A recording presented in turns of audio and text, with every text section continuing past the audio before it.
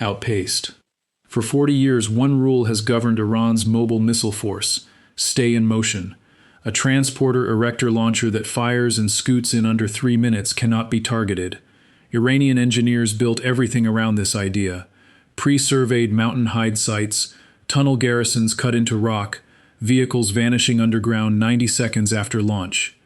Constant movement equals survival. That is the unbreakable rule. It is a machine built for a single, fleeting moment of violence. They call it the transporter-erector-launcher, or TL. Its design philosophy is brutally simple.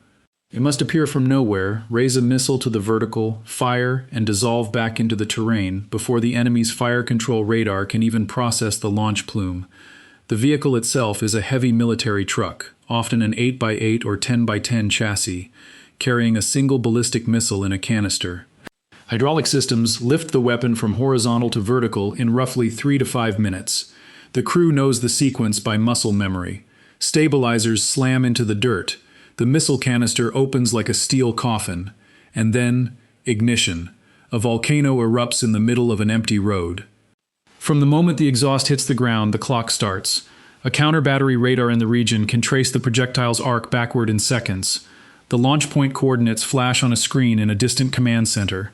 A retaliatory strike, from the air or another missile, is immediately authorized. The TEL commander knows this. He has roughly 90 seconds to retract the stabilizers, lower the empty erector, and move. Speed is often considered its only armor. The TEL has no heavy plating to stop a bomb fragment. It relies on dust and deception. By the time an enemy fighter jet reaches the firing point, the vehicle is already 2 kilometers away, masked by a mountain spur or hidden inside a prefabricated tunnel. It leaves behind nothing but a scorched patch of asphalt and a fading thermal signature. It is a ghost that briefly manifests as fire. That ghost must vanish before the smoke clears. The launcher does not linger. It retracts its stabilizer legs, lowers the missile cradle, and rolls back along a pre-surveyed track. The destination is typically not far. In some cases, a tunnel mouth may wait less than 200 meters away. The door slides open on hydraulic rails. The vehicle crosses the threshold. The door seals shut. From the moment of ignition to total subterranean cover, roughly 90 seconds elapse. These tunnel garrisons are not simple caves. They are engineered complexes bored deep into the Zagros and Alborz ranges. Reinforced concrete arches support hundreds of meters of granite overhead. Internal galleries stretch long enough to house multiple transporter-erector-launchers, support vehicles, and reloading bays. Ventilation shafts disguised as rock outcrops prevent thermal buildup that satellites might detect. Power and communications lines run through armored conduits. Some facilities even include underground fuel storage and crew quarters, allowing a launcher to remain hidden for weeks between missions. The geography itself becomes a weapon. A missile battery can fire from a roadside hide near Kermanshah, disappear into a tunnel, and emerge days later from a completely different exit 30 kilometers away. Satellite constellations may track the scorched patch of asphalt, but they find no target to strike. The 90-second disappearance turns a fleeting launch signature into an unsolvable puzzle. The mountain swallows the machine whole, and the sky sees nothing more. The mountain that swallows the launcher does not do so at random. It operates on a grid of pre-surveyed hide sites, often threaded along winding roads and narrow valleys. These are not improvised pull-offs. Each site has been scouted, measured, and cataloged years in advance. Its coordinates are locked into the driver's navigation system, down to the meter. In many cases, the ground has been subtly graded to bear the weight of a transporter-erector-launcher. Trees and rock overhangs provide natural camouflage from above. When a launch order arrives, the crew does not search for a spot. They already know the nearest one.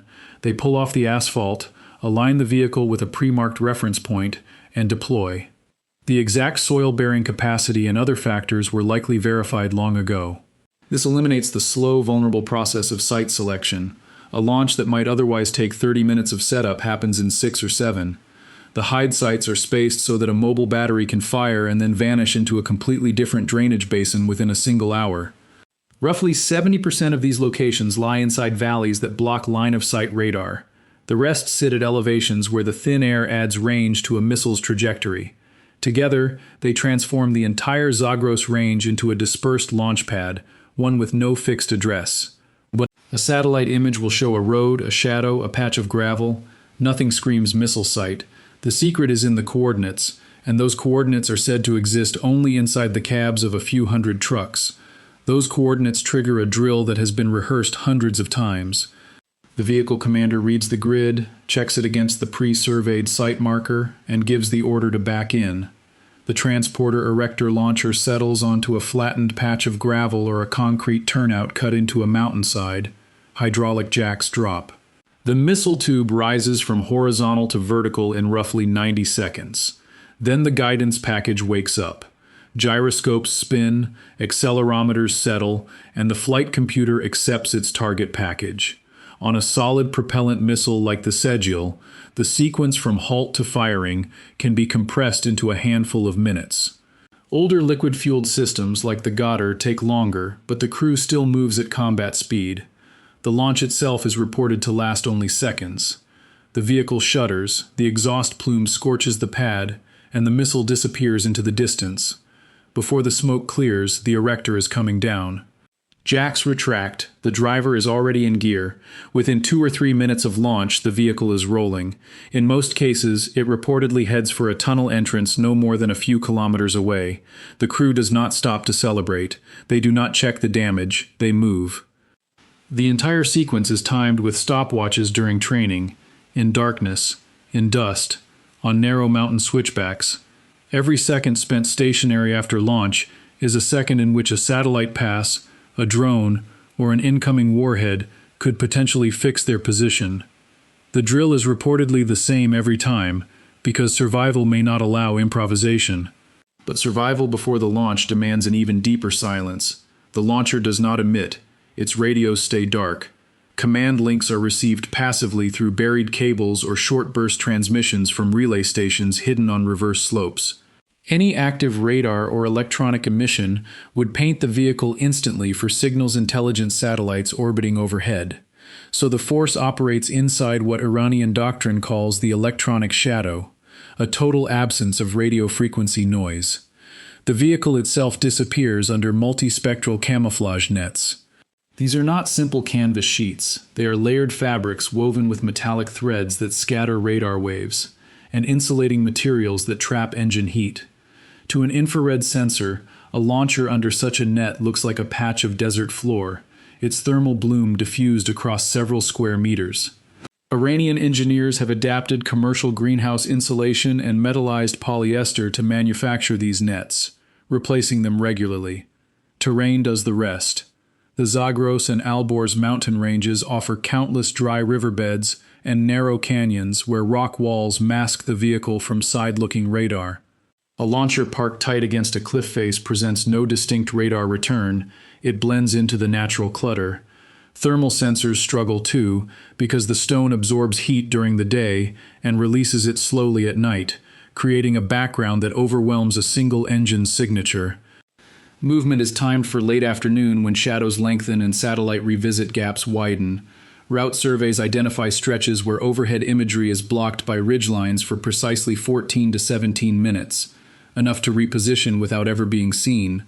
But the real frustration for any adversary is not just locating the launcher. It is the brutal arithmetic of response time. A TEL reaches its firing point, erects the missile, and launches within 7 minutes. Once the missile is away, the crew collapses the stabilizers, retracts the erector, and the vehicle is rolling within 3 to 4 minutes. From first ignition to full disappearance into a tunnel or hide site, the entire sequence can be under 10 minutes. Now consider what an opponent must do. A satellite or drone detects the thermal bloom of launch. That data is relayed, processed, and assessed. Command authorizes a strike. Even if the decision is instantaneous, the weapon itself must travel.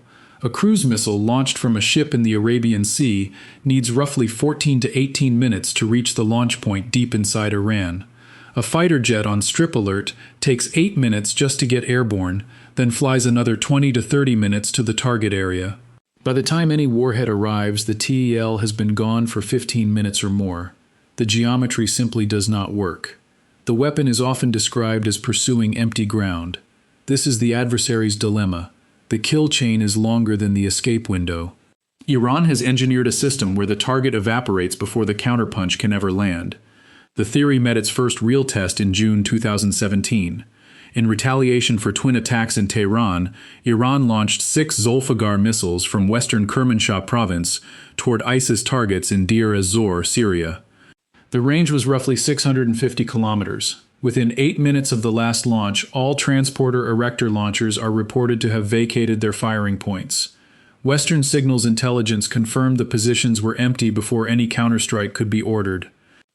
5 years later, in March 2022, the Revolutionary Guard struck a compound in Erbil, Iraq, using Fateh 1110 missiles fired near Tabriz. Iraqi security forces and commercial satellite imagery later showed the launcher had relocated to a pre-surveyed hide site within 7 minutes. No retaliatory fire ever targeted the launch area. The largest test came on January 8, 2020, when Iran fired a salvo of Fateh 313 and Qiyam missiles at Al-Assad Air Base. Multiple mobile launchers near the western border executed a coordinated time-on-target attack. U.S. Central Command after-action reports indicate that the launchers moved quickly, complicating actionable targeting data. Satellite analysis roughly 15 minutes post-impact found the sites abandoned. The launchers were already inside nearby tunnel garrisons. In each case, the ghost doctrine functioned as designed. The kill chain proved too slow. Not a single mobile launcher has ever been struck by a counterstrike following a confirmed launch. The escape window held.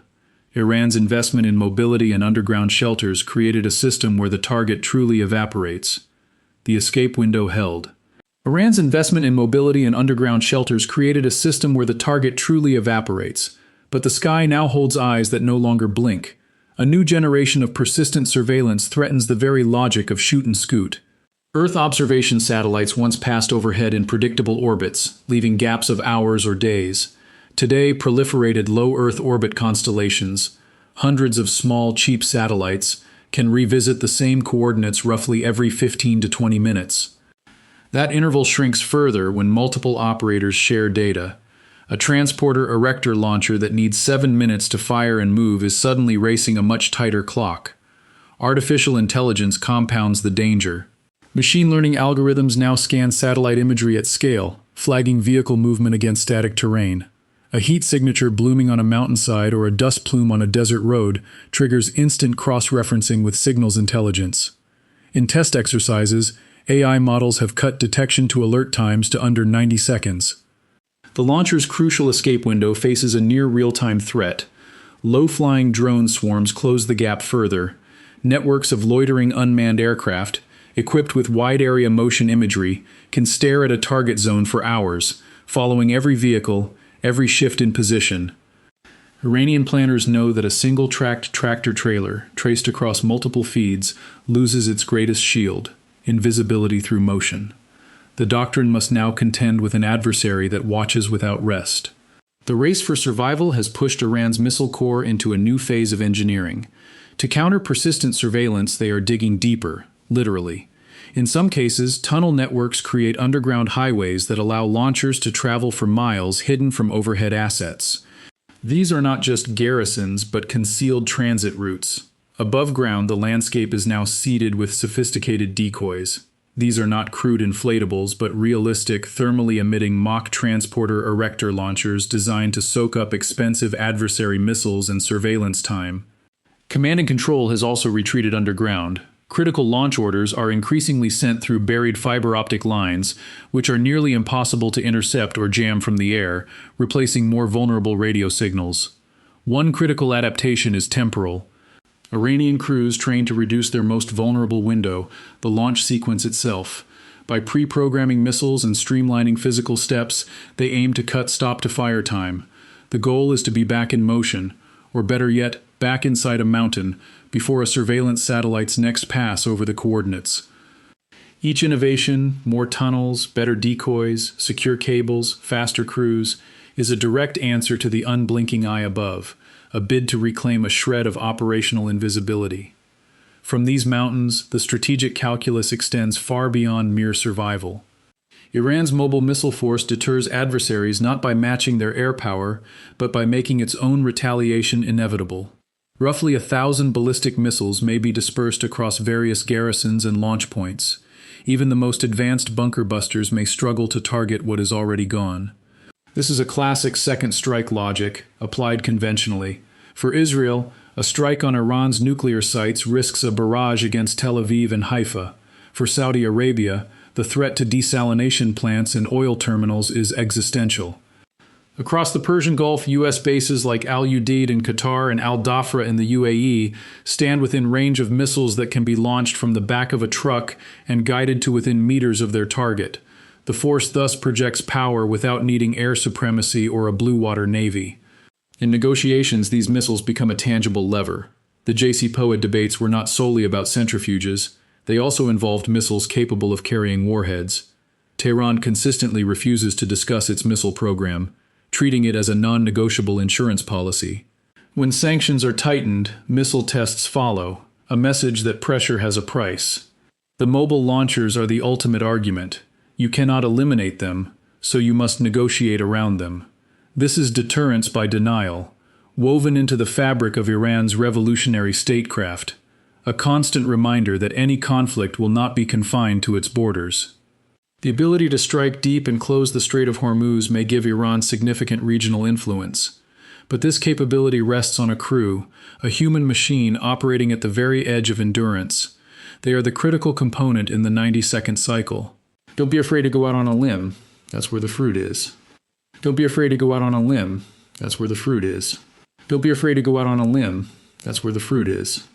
Don't be afraid to go out on a limb. That's where the fruit is. Don't be afraid to go out on a limb. That's where the fruit is.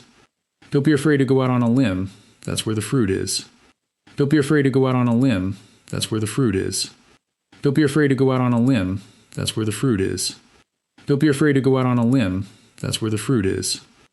Their training is brutal and repetitive, designed to forge instinct. They drill the sequence repeatedly, the transporter-erector-launcher rolling to a pre-surveyed point, the hydraulic legs stabilizing, the missile rising to vertical, the simulated firing sequence, the stowing, and the frantic retreat, all against a stopwatch. They practice in blistering heat and freezing darkness, in simulated electronic warfare blackouts, and with the constant shouted urgency of their commanders. This is not just about technical skill, it is about breaking the natural human hesitation under extreme stress. Sleep is fractured, meals are taken quickly, and personal lives are almost non-existent. They live inside the weapon system, their own nerves wired into its circuits. Their sustained alertness is what makes the doctrine real. If their performance slips, if the 90-second standard becomes 2 minutes, the entire premise of survival, and by extension, Iran's strategic deterrent, crumbles. They are the guardians of the timer, the human cost of a strategy built on perpetual motion and shadow. The doctrine's core strength is, in fact, its greatest vulnerability. It is a system that demands perfection and thrives on absolute secrecy. The entire premise of survival, and by extension, Iran's strategic deterrent, rests on the flawless execution of a drill. If their performance slips, if the 90-second standard to disappear becomes 2 minutes, the entire system crumbles. They are the guardians of the timer, the human cost of a strategy built on perpetual motion and shadow. This creates a fragile invincibility. For 4 decades, the force has operated on a simple equation: constant movement equals survival. Don't be afraid to go out on a limb. That's where the fruit is. A transporter-erector-launcher that fires and moves within minutes cannot be struck before it relocates. That logic dictated everything: the shoot-and-scoot tactics, the hundreds of pre-surveyed hide sites along mountain roads, the tunnel garrisons designed for rapid escape. It is a masterpiece of defensive planning. But it is a masterpiece with a critical flaw. It relies on an unbroken chain of secrecy, precision, and discipline. One sustained breach, a compromised route, a betrayed hide site, a persistent surveillance satellite finding a pattern in the chaos, could unravel the entire network. The missiles are formidable, but the system that delivers them is delicate. It is a deterrent that, in principle, must never be tested to its breaking point, for its strength is also its singular point of failure. The strategy is a high-stakes performance where timing is critical, and there is little room for a missed cue.